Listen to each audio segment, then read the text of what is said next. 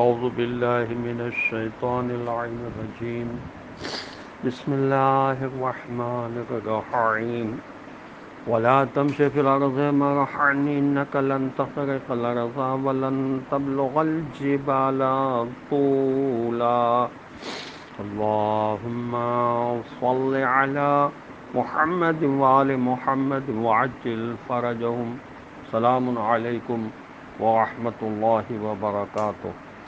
اللہ تبارک و تعالیٰ کا شکر ہے کہ میں نے سورہ بنی اسرائیل جو قرآن مجید کا 17 نمبر کا سورہ ہے، اس کی 37 آیت کی تلاوت کا شرف حاصل کیا، جس کا ترجمہ یہ ہے کہ او زمین میں اکڑ کر نہ چلو، کیونکہ یہ حقیقت ہے کہ اس طرح چل کر نہ تو تم زمین ہی کو پھاڑ سکتے ہو اور نہ تن تنا کر یا اکڑ کر اونچے لمبے ہو کر پہاڑوں کی بلندی تک پہنچ سکتے ہو۔ تفسیر صحافی میں اس آیت کی ذیل میں لکھا ہے کہ حضرت امیر المومنین علی علیہ السلام نے اپنے فضل جناب محمد ابن حنفیہ کو یہ وصیت فرمائی تھی کہ تمہارے دونوں پیروں کا یہ فرض ہے کہ تم ان کو خدا کی عبادت میں کھڑے کھڑے بوجھل کر دو، اور یہ کہ ان کے ذریعے سے کوئی نافرمانی کی چال نہ چلو۔ پھر آپ علیہ السلام نے یہی آیت تلاوت فرمائی۔ تفسیر صحافی میں مزید لکھا ہے کہ اس آیت میں اگرچہ بظاہر خطاب حضور اکرم صلی اللہ علیہ وسلم سے ہے، لیکن اصل مراد امت ہے۔ حضرت امام جعفر صادق علیہ السلام نے فرمایا کہ خداوند عالم نے بنی آدم کے تمام اعضاء پر اپنے فرائض مقرر فرمائے، اور ہر عضو کا فریضہ دوسرے اعضوں کے فریضے سے الگ ہے۔ مثلا آنکھیں حرام کی طرف نہ دیکھیں، کان حرام کو نہ سنیں۔ آپ علیہ السلام نے فرمایا کہ اسی طرح اللہ نے پیروں پر فرض کیا کہ اس طرف نہ جائیں جہاں اللہ کی نافرمانی ہو، اور اس طرف جائیں جہاں جانے کا اللہ نے حکم دیا ہے۔ چنانچہ ارشاد قدرت ہوا ولا تمش فی الارض مرحا، اور زمین میں آکڑ کر نہ چلو، کیونکہ نہ تو تم بلندی میں پہاڑوں کی برابری کر سکتے ہو، نہ زور سے زمین پر پیر مار کر زمین کو پھاڑ سکتے ہو۔ لہذا انسانیت کا میانہ راستہ اختیار کرو تو بہتر ہوگا۔ دوسرے مقام پر ارشاد ہوا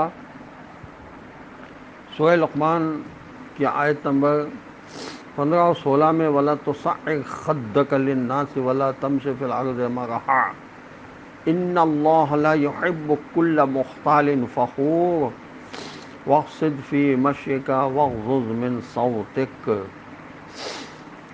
اور لوگوں کو دکھانے کے لیے تکبر سے اپنے گال مت پھلاؤ، اور زمین پر اکڑ کر مت چلو، بے شک اللہ کسی دھوکے باز شیخی خور کو پسند نہیں کرتا۔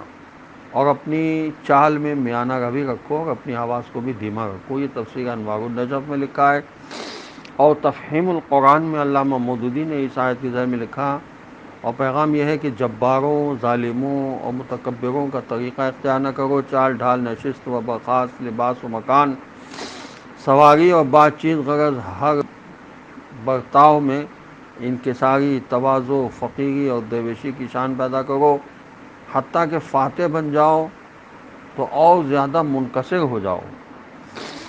حضرت امام جعفر صادق علیہ السلام سے روایت ہے کہ جناب رسول خدا صلی اللہ علیہ وآلہ وسلم نے فرمایا کہ تکبر کفر کی جڑ اور بنیاد ہے۔ تفسیر مجموع البیان میں لکھا ہے کہ متکبرانہ چال سے ہر قسم کا تکبر، اکڑ مکڑ، فخر، اطراحٹ، اٹھلانا، بیجا ناز کرنا بھی مراد ہے۔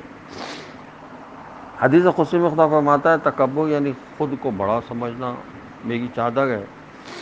جو شخص تکبر کرتا ہے وہ مجھ سے میری چادر کو چھیننا چاہتا ہے۔ تکبر نے ابلیس کو ذلیل کر دیا اور لعنت کے قید خانے میں مقید کر دیا، جو ہمیشہ کے لیے لعنتی ہو گیا۔ اس لیے انسان کو چاہیے کہ اللہ کا شکر ادا کرے، اس لیے کہ اکثر الناس لا یشکرون، سورہ مومن کی آیت نمبر 61 میں خداوند عالم فرماتا ہے کہ مگر اکثر لوگ اس کا شکر ادا نہیں کرتے۔ اور سورہ یونس کی آیت نمبر 60 میں ارشاد ہوا ان اللہ لذو فضل علی الناس ولکن اکثرهم لا یشکرون۔ اس میں کوئی شک نہیں کہ اللہ تعالیٰ تو اپنے بندوں پر بڑا صاحب فضل و کرم ہے، مگر ان میں سے بہت سے لوگ شکر گزار نہیں ہیں۔